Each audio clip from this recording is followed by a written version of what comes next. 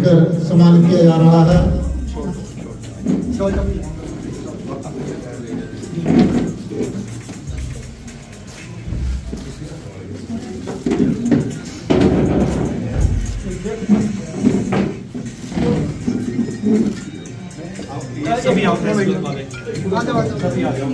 Shawl टोपी एवं चंपा जिला की उत्कृष्ट कलाकृति चंपा रुमाल भेंट कर सम्मानित करते हुए धनौजी प्रेस क्लब के सदस्य।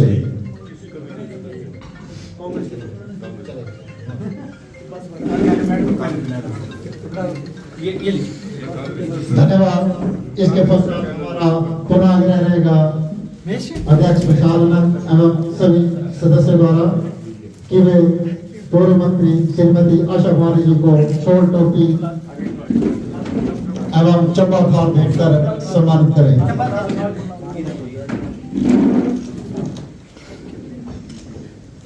प्रेस क्लब धनौजी के सदस्य पूर्व मंत्री श्रीमती आशा कुमारी जी को सम्मानित करते हुए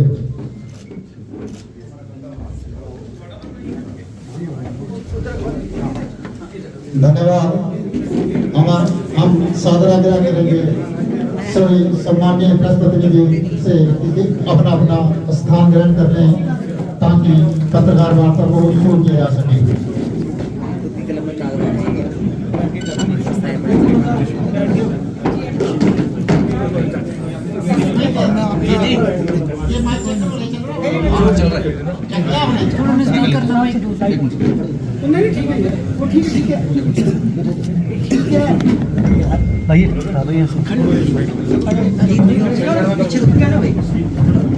सभी सम्मानीय प्रेस प्रतिनिधियों से आग्रह कि कृपया शट डाउन हो जाएं। हम आग्रह करेंगे माननीय उप मुख्यमंत्री महोदय श्री मुकेश अग्निहोत्री जी से पत्रकार वार्ता शुरू करने के लिए।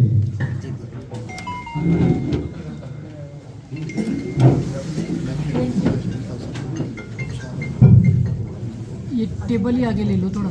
टेबल उठा लो थोड़ा। नहीं टेबल मत लाना तो क्या टेबल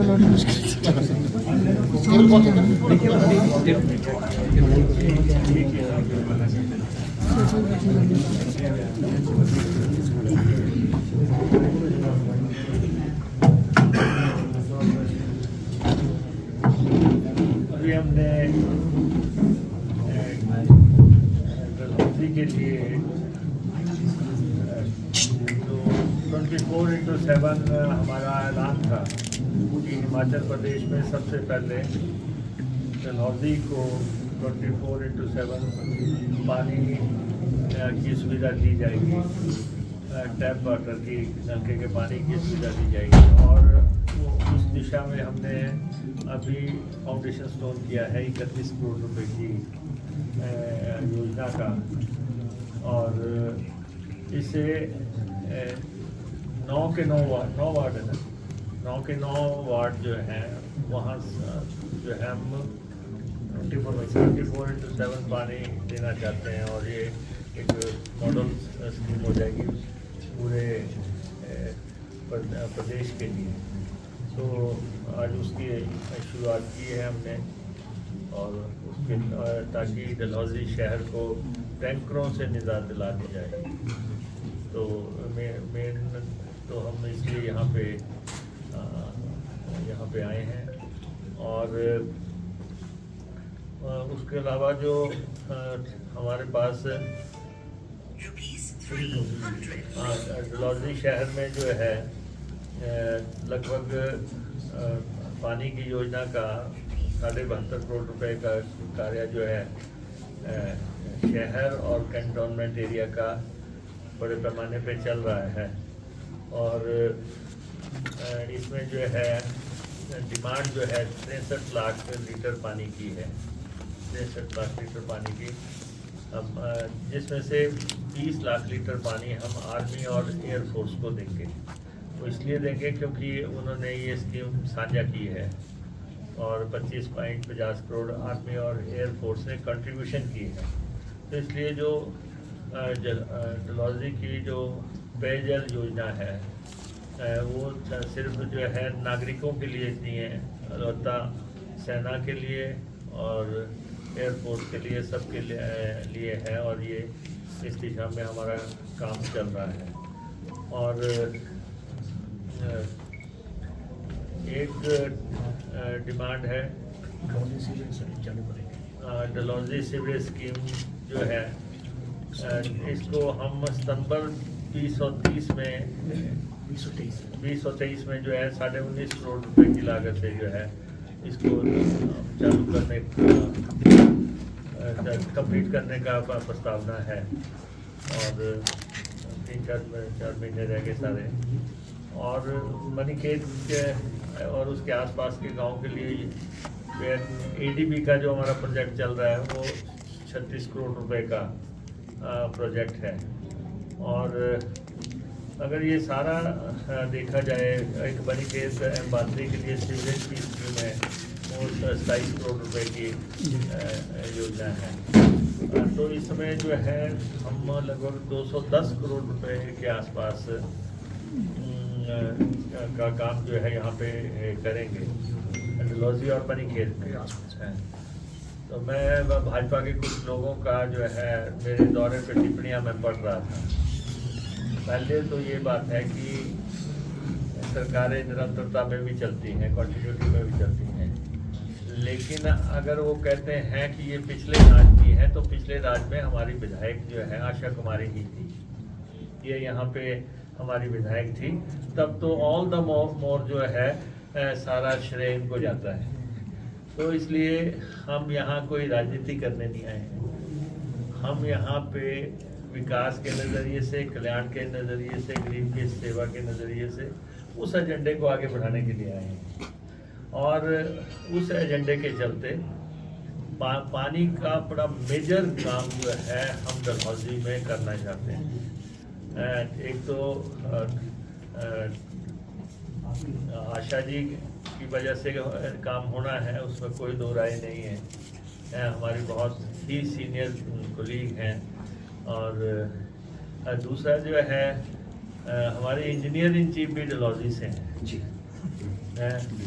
और अगर मैं कहूँ तो डलहौजी की स्कीम्स को जो है फॉर्मुलेट करने में इनका भी बहुत बड़ा योगदान है। तो इसलिए 210 करोड़ रुपए के आसपास की। अब भाजपा के लोगों को मुझे एक बात कहना, भाई विचलित मत होना, मैं तो हर दूसरे महीने आऊँगा।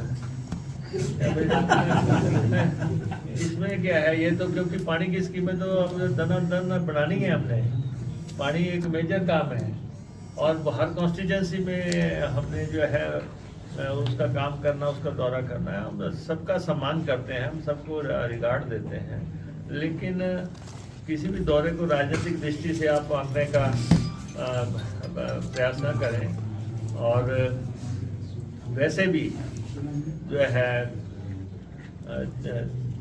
पहले मैं पानी का कंप्लीट कर, सलूनी क्षेत्र की जो 4 बड़ी पेयजल योजनाएं हैं उनकी लागत जो है, जो कार्य प्रगति पे है, वो 120 करोड़ रुपए के आसपास है। और आज ही जो है 56 करोड़ रुपए की लागत से जो है सलूनी, मंजीर, तेल का पेयजल योजनाओं का हम उद्घाटन करने जा रहे हैं। तो और उसके अलावा जो है ये स्कीमें जो हैं मानदल के हार, ड्यूर एवं मिलई क्षेत्र में क्रियान्वित होने जा रही हैं। और अगर हमारे पूरे डिपार्टमेंट का काम देखा जाए तो डलहौजी में हम लगभग 450 करोड़ रुपए के आसपास पहुंचने वाले हैं। 450 करोड़ रुपए और भी हमने डिपार्टमेंट को डायरेक्शन दी हैं, जो और DPR बननी है, और उनको ये टाइम पे बनाएंगे, और ताकि उनको हम फंडिंग के लिए लगा सकें। तो बाकी ये है कि जो हिमाचल जिले की बात भी करेंगे। अब ऐसा है कि भारतीय जनता पार्टी जो हिमाचल प्रदेश में लगातार 3 हारों से पीड़ित है, और हैट्रिक बन चुका है। पहली दफ़ा उनको हमने जो है, जब बाई इलेक्शन हुआ था, हमने उनको 4 सीटें जीती, उनको चारों खाने चित किया, पार्लियामेंट भी जीती और 3 विधानसभा की जीती। उसके बाद जो ये लोग कहते थे लगातार कि हम जो है डबल इंजन की सरकार है, ट्रिपल इंजन की सरकार है, हम रिवायत बदल देंगे, हम सरकार में फिर काबिज हो जाएंगे, उनको हमने 40 सीटें जीत के जो है दूसरा झटका दिया। अब शिमला नगर निगम में हमने जो है रिकॉर्ड जीत अर्जित करके तीसरी जीत हमने अर्जित की है। तो इसलिए पर आपको परेशानी हो सकती है, इसका मतलब ये नहीं है कि आप हमारे दौरों का विरोध करें। हमें मैंडेट मिला है, हमें जनता ने मैंडेट दिया है कि प्रदेश की सरकार हमें दी है, तो इसलिए हम जो है जनता से जुड़े हुए काम है उनको करने के लिए, उनको लॉजिकल एंड तक पहुंचाने के लिए हम लगातार लगे हैं। दूसरा, जो गारंटीज की बात बड़ी उठा रहे हैं, गारंटियां हमने दी हैं, और सबसे बड़ी गारंटी जो सबसे बड़ी गारंटी वो हमने कर्मचारियों को दी थी। हिमाचल प्रदेश के 1,36,000 कर्मचारियों को हमने पेंशन का अधिकार दे दिया। अभी 5 महीने नहीं हुए हैं सर, और इतने समय में हमने उसका ना सिर्फ उनको पेंशन का अधिकार दिया, SOP वगैरह बना के किस ढंग से उसको आगे करने ले जाना है। कर्मचारी किसी को परेशानी नहीं है, परेशानी सिर्फ भाजपा की है, क्योंकि भाजपा को तो देनी नहीं थी ओल्ड पेंशन स्कीम। उन्होंने खुलेआम इनकार किया था कि हम नहीं देंगे कर्मचारियों को ओल्ड पेंशन स्कीम, और ये संभव नहीं है। जयराम जी तत्कालीन मुख्यमंत्री जो नेता प्रतिपक्ष हैं अभी, वो रिकॉर्ड पे हैं, उन्होंने ये कहा था कि अगर कोई पेंशन लेना चाहता है तो जाके चुनाव लड़ो। और सेकेंडली, उन्होंने जो पेंशन मांगने आए थे उन पे डंडे चलवाए, उन पे पानी की बौछारें चलवाई, और ये साफ तौर पे इनकार, जिन्होंने सैद्धांतिक तौर पे जो OPS के खिलाफ थे, वो हमसे सवाल क्या पूछेंगे। हमने तो कहा था कि पहली कैबिनेट में हम लागू करेंगे, हमारी नेता प्रियंका गांधी ने अनाउंस किया था, हमने उसको इम्प्लीमेंट कर दिया। प्रदेश का 1,36,000 कर्मचारी, जब तक वो उनका जीवन है उस समय तक उनको पेंशन मिलेगी।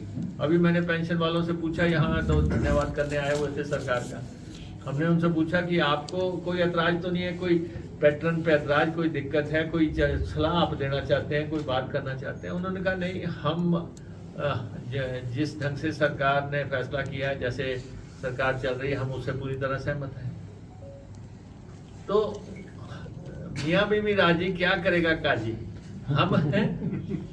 हम जब दोनों जो है सरकार और OPS के कर्मचारी 1,36,000 जब सारे सहमत हैं आपस में, और हम उनके साथ डायलॉग कर रहे हैं, तो भारतीय जनता पार्टी इसमें क्या ढूंढ रही है।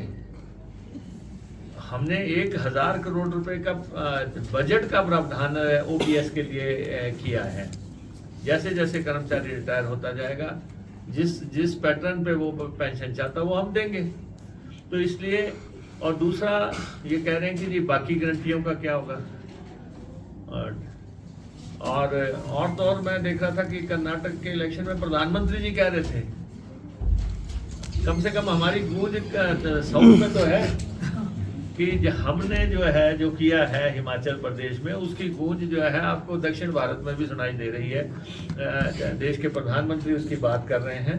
इसलिए जो हमने रास्ता दिखाया है, चाहे महिलाओं की बात है, जब गारंटी हमारी है, हम उस पर काम कर रहे हैं, और हम ये कह रहे हैं कि किसी भी गारंटी से एक कदम भी पीछे हटने का सवाल नहीं। जो 10 गारंटियां दी हैं, ये हमारे लिए जो है राजधर्म है। ये गारंटियां हमारी राजधर्म है, और हम इनको पूरा करने के बाद ही जो है अगले इलेक्शन में उतरेंगे। तो और इसलिए भाजपा के लोग जो हैं धैर्य रखें, और मैं उनको बार बार कह रहा हूँ, भाई 5 साल का समय बड़ा लंबा होता है, कटे नहीं कटता है, हमने काटा है, हमें पता है। तो इसलिए जो है आप बार बार बोल रहे हैं, तो आप धैर्य रखें, संयम रखें। सरकार अपने रफ्तार पकड़ रही है, गति पकड़ रही है। जो भी डेवलपमेंट के मसले जो हैं उनकी तरफ हमने ध्यान केंद्रित किया है।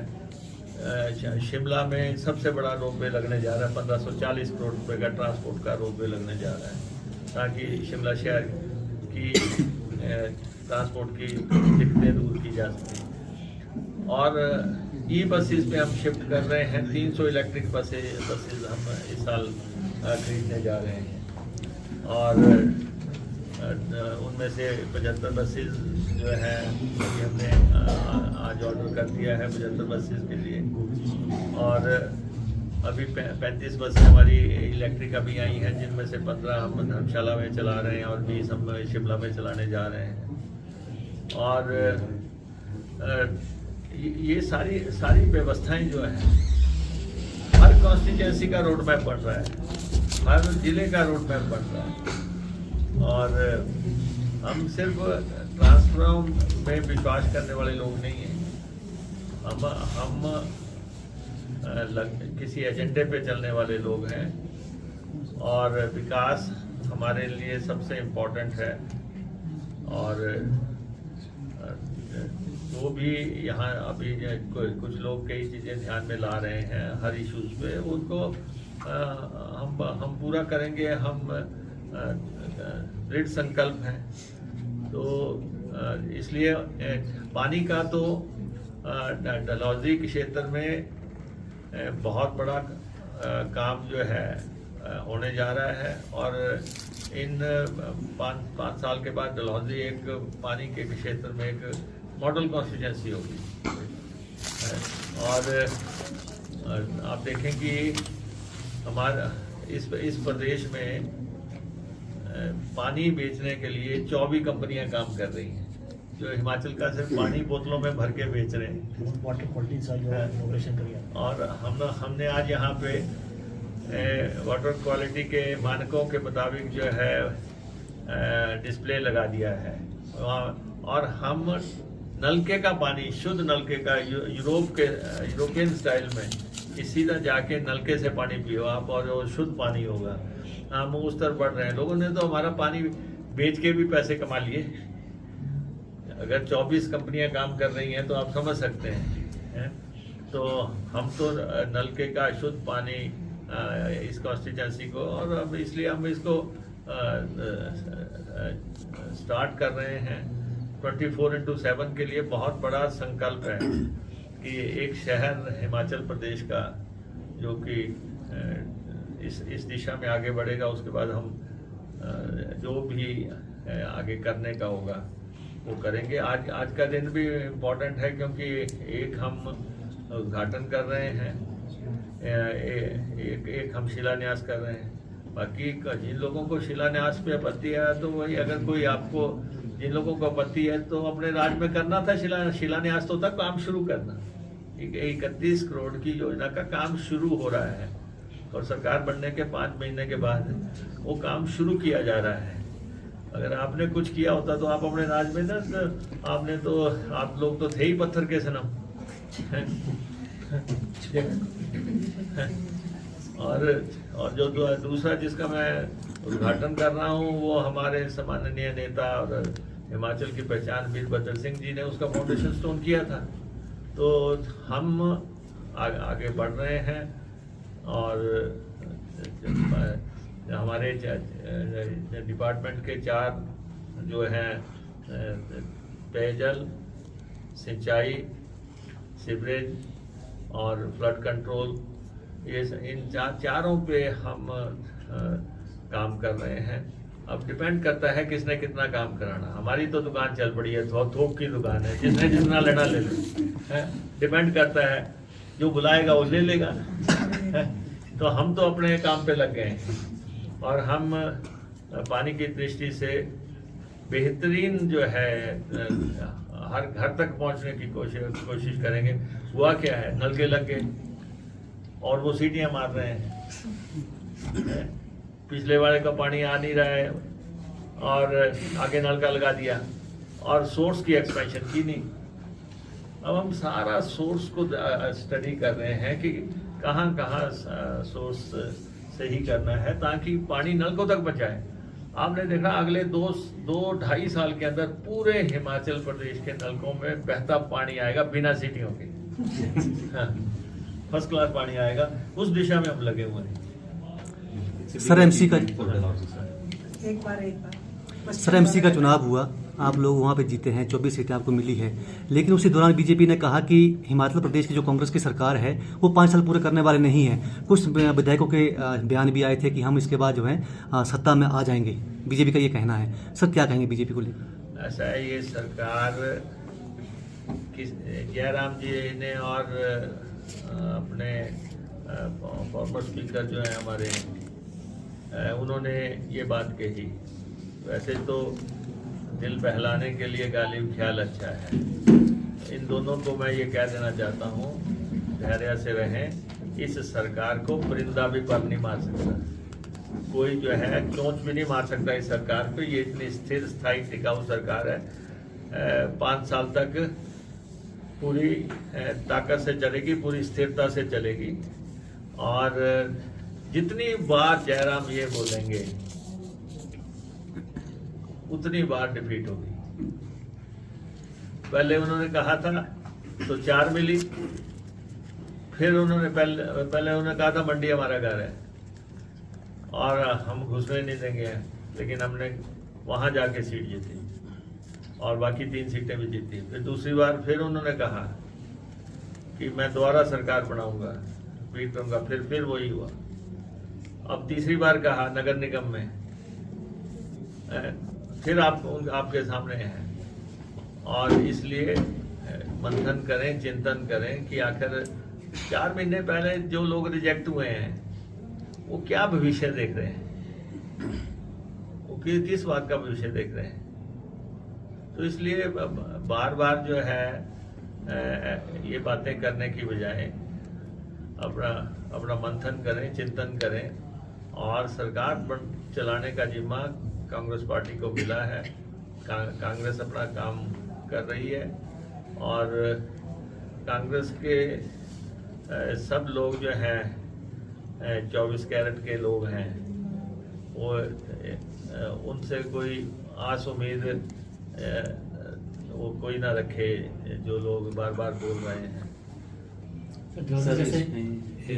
सर अभी जो एक कमेटी बनी है उसमें आप कहते हैं पेंडिंग कमेटी जो प्रदेश पे इतना कर्जा हुआ है इन डेट, हर Himachali I think more than 90,000 rupees कर्ज, उसमें आप सर वाइट पेपर जो लाना है उसके बारे में थोड़ा सा देखिए कि 75,000 करोड़ रुपए का प्रदेश पे कर्जा हो गया और अपने समय में ये कुछ भी केंद्र से ला नहीं सके और बेदर्दी से इन्होंने हिमाचल प्रदेश के खजाने को लुटाया, अपनी रैलियों के लिए सरकारी खजाने का इस्तेमाल किया और जिस तौर तरीके से चलाया, पूरा दूध का दूध पानी का पानी कर देंगे। हम आपके सामने क्रिस्टल क्लियर रख देंगे कि इन्होंने किस ढंग से जो है 30,000 करोड़ रुपए के आसपास का कर्जा कैसे उठाया और किस ढंग से इस्तेमाल किया। और आपने देखा कि जाते जाते कैसे धुरंधर तरीके से इन्होंने इंस्टीट्यूशन खोले। सरकार बचाने के लिए जो है इतने इंस्टीट्यूशन खोले, फिर भी सरकार नहीं बची। या तो आप नाराजगी का लेवल देख सकते हैं कि किस ढंग से इन्होंने इंस्टीट्यूशन खोले थे। हमने अब हम मेरिट पे फैसले ले रहे हैं, सबकी रिपोर्टें मंगवा रहे हैं।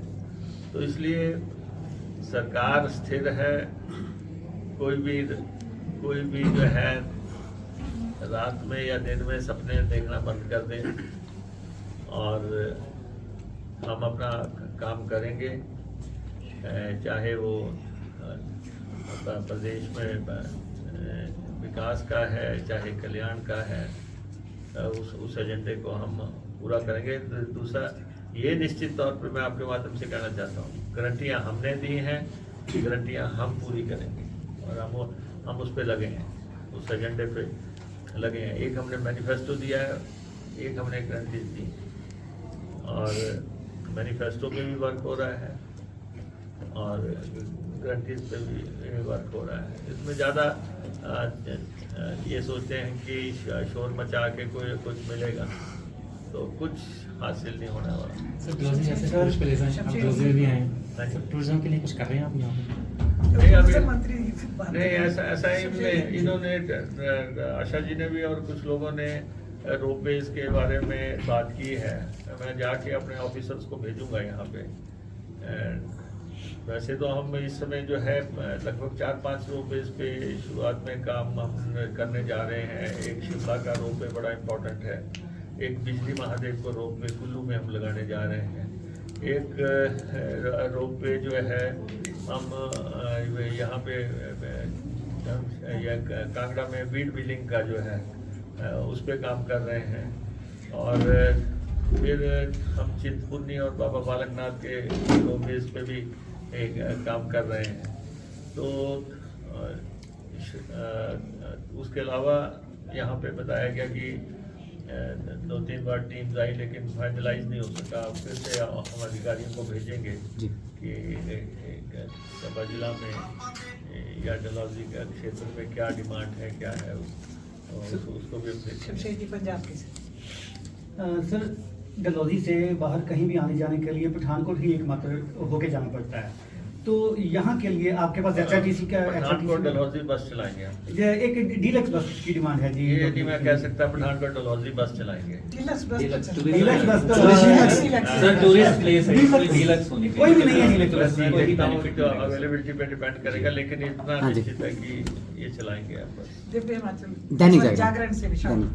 सर जैसे डलहौजी में जहाँ हिमाचल की बात हुई और बातें हुई, बहुत अच्छी बातें हैं। 1500 करोड़ रुपए का 40 करोड़ का रुपए वहाँ शिमला में लगाने जा रहे हैं। और बात करिए आपने, डलहौजी एक मेजर टूरिस्ट डेस्टिनेशन है सर यहाँ पे, लेकिन हमारे पास बस स्टैंड नहीं है। उस विषय पे आपके अधिकार क्षेत्र में ये हमें एक अच्छा सा बस स्टैंड आपके उपलब्ध हो जाए तो। आशा जी ने प्रयास किए हैं इसके बारे में पहले भी। बस स्टैंड की जगह चयनित होगी, बाली जी ने चयनित की थी, बीच में उन्होंने कुछ किया नहीं। अब ध्यान में लाए हैं ये मसला, जैसे सजेशन फॉर एक्शन देखते हैं कि क्या क्या किया जा सकता है, क्योंकि मुझे अभी आपके माध्यम से ही पता लगा है। अधिकारियों से बात करेंगे, आशा जी भी बता रही हैं, तो जो भी करना होगा वो किए। यहाँ पे एक कलेरू जगह है सर, वाटर बोटिंग होती है, बट अभी वो बंद है, मतलब इलीगली चल रही है वो। कल को कोई टूरिस्ट के साथ कुछ ऐसा मिसहैप हो जाता है, कुछ हो जाता है। क्या चल रहा है? Boating sir, it is a reservoir, Chamera reservoir, तो वहाँ पे बोटिंग होती थी, बट उनका आई थिंक कॉन्ट्रैक्ट वगैरह खत्म हो चुका है, but still it's going on. But कल को कोई टूरिस्ट के साथ मिसहैप हो जाए तो वाटर ट्रांसपोर्ट तो हमारे पास ही है, हम पता करवा लेते हैं। नहीं, इसमें ऐसा है कि जो आप कह रहे हैं वो टूरिज्म का एक सोसाइटी है, वो चला रहा है। जो ट्रांसपोर्ट डिपार्टमेंट है, आपके डिपार्टमेंट ने कुछ रूट परमिट दिए हुए हैं। उस रूट परमिट के आड़ में वो चल रही है। हाँ, वो चल रही है, बोटिंग हो रही है, टूरिज्म वाली बोट्स जो है चला रहे हैं, जबकि वो मैटर कोर्ट में है। और वहाँ CCTV कैमरे भी अभी स्टेशन ने लगाया, उसके बाद पता करवा लेते हैं। ये हमारे विभाग की बात है, और डिप्टी कमिश्नर यहाँ बैठे हैं, वो भी पता लगा लेंगे, और मैं अपने डिपार्टमेंट के अधिकारियों को भी कहता सर भाजपा के समय में करुणा मूलक सर काफ़ी हताश हो गए, और विपक्ष ने उस समय वादा किया था कि जब हम आएंगे, सत्ता में आएंगे, तो इसकी आय सीमा जो थी उसको आय सीमा को बढ़ाएंगे, जो वार्षिक आय सीमा थी करुणा मूलक सर। तो जो इसमें जो सर जिससे करुणा मूलक परिवारों को सर इससे लाभ मिल सके, और 62,500 की सर जो रेशो है सर उसको हटाया जाए सर। इस बारे में ऐसा ये मसला पूरा सरकार के विचाराधीन है, और जो हमारी कमेटी बनी है रोजगार की, वो इस सारे मैटर को देख रही है। तो जो भी हर्षवर्धन चौहान जी की अध्यक्षता में जो कमेटी है, जो उसकी रिकमेंडेशन कैबिनेट में आएगी, फिर उस हिसाब से फैसला करेंगे। सर एक लास्ट क्वेश्चन है, इलीगल माइनिंग सर बहुत बड़ा इशू बना है पूरे प्रदेश में, जहां इलीगल माइनिंग हो रही है, आपके ऊना हो, कांगड़ा हो, चंबा हो। सर चंबा में भी कई इलीगल माइनिंग कई इलाकों में हो रही है, कई क्रशर मालिकों के जो है परमिट कैंसिल हो चुके हैं, जो उनकी अलॉटमेंट को हुई थी वो 5 साल हो गए, उनके एक्सपायर हो चुके हैं। उसके बावजूद भी वो लोग काम कर रहे हैं वहाँ पे, ना तो वहाँ सरकार को रेवेन्यू आ रहा है, ना सरकार को उससे फायदा हो रहा है। सर ऐसे लोगों पर क्या कार्रवाई होगी सरकार के लेवल पे? ऐसा है कि मेरे बाद इंडस्ट्री में से यहाँ आएंगे तो वो उनके पास विभाग है, वो इसको देखेंगे। वैसे इलीगल माइनिंग को चेक करने के लिए आदेश तो दिए हैं, और बॉर्डर के पास तो जो एरिया है वहाँ तो काफ़ी गर्म हो गया है, लेकिन आप यहाँ पे बता रहे हैं तो माइनिंग वालों से भी अभी बात करते हैं। और एक दो मसले बड़े इम्पोर्टेंट हैं। एक तो नशे के खिलाफ जो है हमारी ज़ीरो टॉलरेंस है।